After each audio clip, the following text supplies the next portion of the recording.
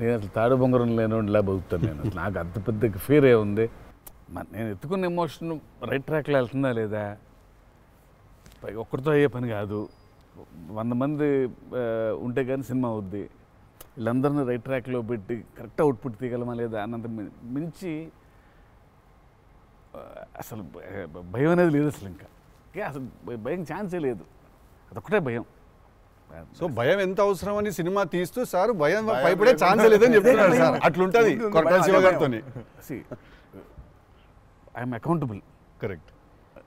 నాకు ఇచ్చిన జాబ్కి అసలు ఆ ఒక్క భయం ఉంటే ప్రపంచంలో ఇంకెవరికి భయం అవసరంలా. ఆ ఒక్క భయం అడుగుతుంది. కరెక్ట్.